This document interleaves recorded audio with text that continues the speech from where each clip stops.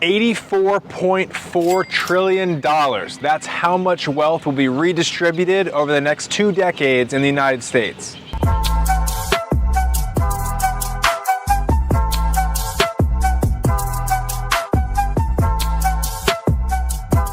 So you did hear that correctly. It is going to be $84.4 trillion of wealth that's going to be transferred up until 2045. 53 trillion of that is going to be transferred among the baby boomer households, which is going to represent a whopping 63% of all transfers.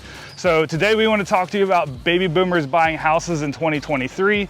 We're going to go over everything from the who, what, why, when, where, and I think that was it, the big 5. I think so. Who, and what, why, when, where and how? How is it? Who, what, why, when, where, and how. But we're going to There it is. We're going to go over it all. And the reason we want to do this is to show you the impact that baby boomers are having on the current real estate economy. That's it. And if you don't know us already, we're your hosts, Tim Loomis and Chris Shores. If you're interested, or if it's your first time to our channel living in the new Smyrna Beach area, and you like these type of videos, please make sure you like, subscribe, and follow. Drop a comment below. Let us know what we can do for you. So yeah, that's right. And we get calls and text messages and emails every day from people just like you wanting to know more about the area. So if there's anything we can do to help you, please send us an email, give us a call, shoot us a text, or schedule a Zoom call with us. All the information is in the link below. So let's get right to it. We want to get in, who are baby boomers exactly? So who are baby boomers? Baby boomers are the generation born between 1946 and 1964 with one foot in the workforce and the other foot into retirement. Baby boomers currently make up the largest majority of homeowners in the United States at 80%. Currently, baby boomers also make up a majority almost of buyers, which is at 39%, whereas before it was only 29%. So more and more baby boomers are purchasing properties today. So how are baby boomers making such a big impact on the real estate market? I'll give you 3 reasons, and starting out with number 1 is going to be societal norms. When baby boomers were growing up in their generation, it was normal for everyone to get married. And that created a dual income household, which led to increased overall net worth. Compare that to millennials, where they're getting married in life and living on a single salary for much longer, even if they choose to get married at all. So that's definitely one big contributing factor to how baby boomers are having such a big impact by their overall wealth as a whole. Reason number 2 is that they are the oldest working generation. So they basically have had more time to create and accumulate wealth over the years. And they've also had the time to rebound from downfalls of down economic times as well. Also, with the predictability of having Social Security and pensions, that's helped them have a stable income and be able to better plan for the financial future. Reason number 3 is affordable housing. Yes, this is a real term that actually used to exist. It is not an urban legend. When the baby boomers were growing up, they did have actual affordable housing, and the statistics show that about 45% of baby boomers were able to purchase their first home between ages 25 and 34. Baby boomers are disrupting the historical trend of moving in with their families or going into assisted living facilities. And due to that, that's why it's a considerable variable when we're looking at the housing shortage crisis today.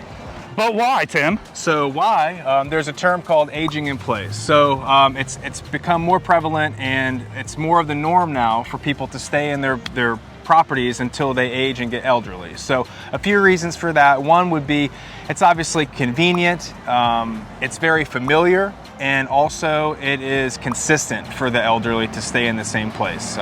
Especially with lately, you know, COVID-19, a third of deaths had happened in nursing facilities or assisted living facilities. So it just provides that extra level of comfort for people as they age. Yep, it sure makes me want to age in place too and not go to a place where 1/3 of the people aren't making it out. Beach. I'm not aging anywhere else. All right, so when is this great wealth transfer going to occur? So actually from the time of you viewing this video today, or whenever that is, up until the year 2045 is when we can expect to see this great wealth transfer happen. So right now, it's gonna be about 2 decades of estimated greater than $53 trillion, that's trillion with a T, to be transferred among households.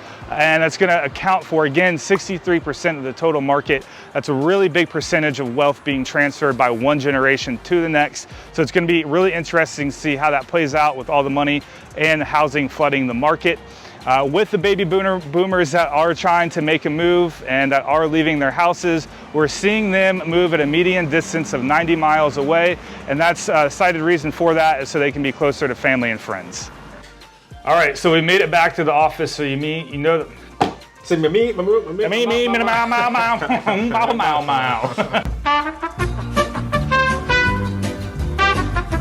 All right, so we made it back to the office, so you know that means it's all business time. So the what? Who cares and what does it mean and why should you even bother with it? So for right now and the current market and foreseeable future, we have a housing shortage crisis.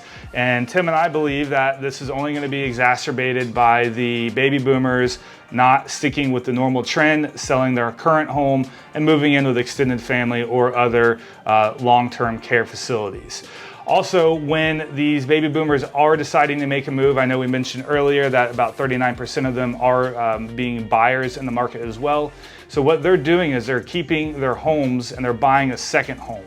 And with that, they're taking the equity from their first home to be able to buy the second home. So that's really allowing them to propel them forward and have a really strong competitive advantage in the market. And that's why we're seeing a lot of cash deals in the market right now, because they're using the equity from their first home. So they're keeping one home, buying another home, and making everything, taking it all for everybody else. So this is why we really highly recommend you use a local real estate professional in your area.